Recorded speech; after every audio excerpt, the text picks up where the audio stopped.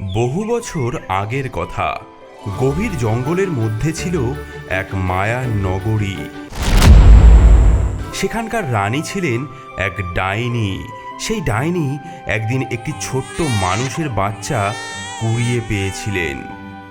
যে কারণেই হোক সেই মেয়েটিকে মেরে না ফেলে তাকে নিজের মেয়ের মতো করে মানুষ করে তুললেন। মেয়েটি বড় হয়ে উঠল অপরূপ সুন্দরী হয়ে। শোন মা, তোর বিয়ের সময় হয়ে এসেছে। দূর রাজ্যের রাজপুত্রের সঙ্গে তোর বিয়ে ঠিক করে ফেলেছি। মা, মাগো, আমি কি সত্যি রাজপুত্রের উপযুক্ত?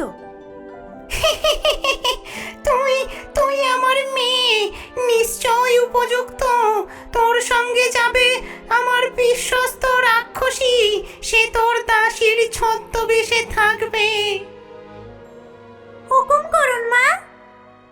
আর শোন মা, তোর সুরক্ষার জন্য দিচ্ছি এই দুই লিলিপুট ভূত। এরা তোর কানের দুল হয়ে থাকবে তোর সঙ্গে। দুটি ছোট্ট ভূত বেরিয়ে আসে বাক্স থেকে। লাফিয়ে তারা ডাইনির মেয়ের কানের মধ্যে দুল হয়ে ঝুলে পড়ে। আমরা সব সময় থাকবো, সব বিপদে রক্ষা করব। এরা তোর সঙ্গে কথা বলবে শুধু রাতের বেলায়, আর দিনের বেলায় শুধু দুলের মতো ঝুলে থাকবে। আর এই নে, এই দুটো ঘোড়া, একটা তোর জন্য, নাম মেঘদূত, মন্ত্র পড়া ঘোড়া এটা, আর একটা এই রাক্ষসীর জন্য। মা, আসছি তবে। কাঁদবি না বাছা আমার, তুই আমার মেয়ে, যা রাজরানী হয়ে আয়।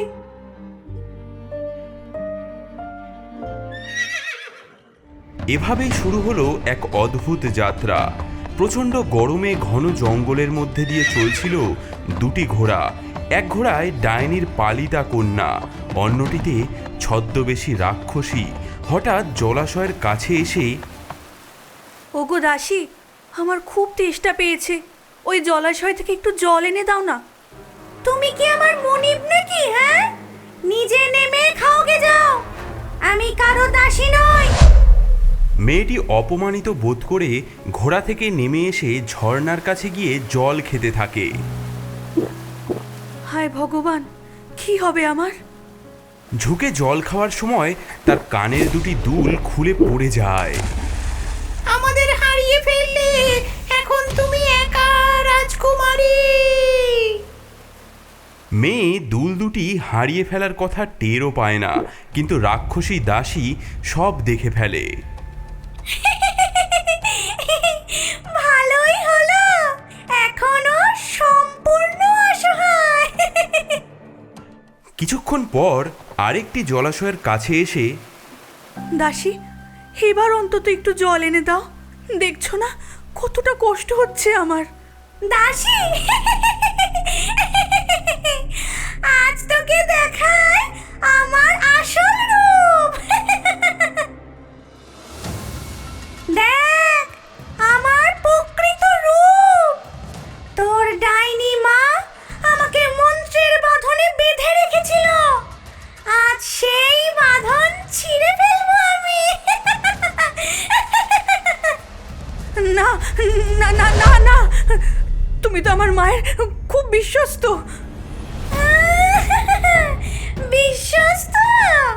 তোর মা একটা ডাইনি হলেও আমার মতো শক্তিশালী রাক্ষসীকে চিরকাল বেঁধে রাখতে পারবে না। খুলে ফেল, খুলে ফেল তোর রাজকীয় পোশাক। সাবধান, আমি মন্ত্র পড়া ঘোড়া, আমি সব দেখছি। চুপ কর, নইলে এক্ষুনি তোর মাথা নেব। আর শোন মেয়ে, এক্ষুনি শপথ নে, যা ঘটলো তা কাউকে বলবি না।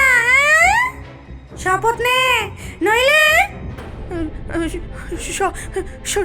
শপথ, শপথ নিলাম। ডাইনির মেয়ে ধীরে ধীরে নিজের রাজকীয় পোশাক খুলে দেয়। রাক্ষসী পরে নেয় সেই রাজকীয় পোশাক এবং মেয়েটিকে পরতে হয় তার দাসীর পোশাক। এখন থেকে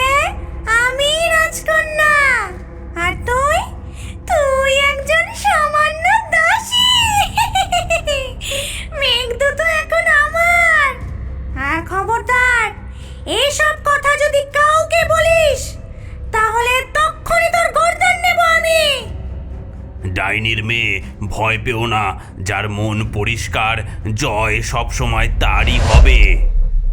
সেই ছদ্মবেশী রাক্ষসী এবং আসল রাজকুমারী রাজপ্রাসাদে গিয়ে পৌঁছায়। রাজপুত্র এবং বৃদ্ধ রাজা এগিয়ে আসেন।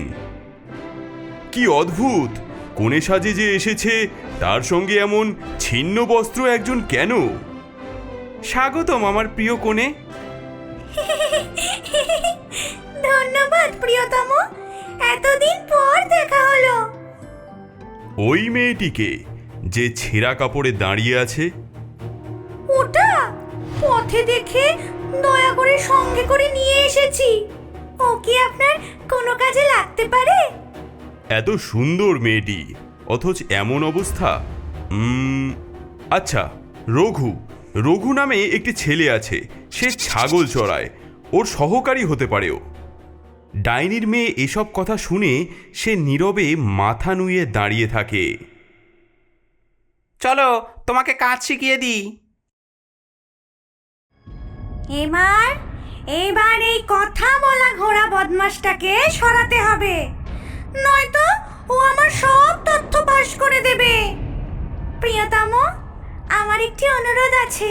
বলো প্রিয়ে, কি চাও?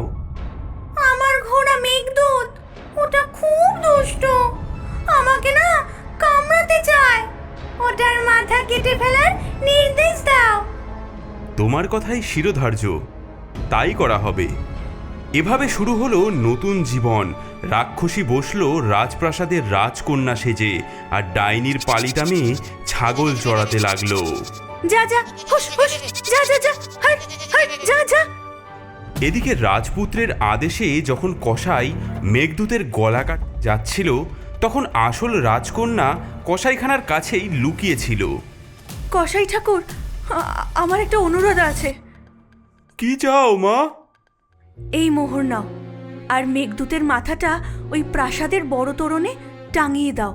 আমি রোজ সেখান দিয়ে যাই, অন্তত মাথাটা তো দেখতে পাবো।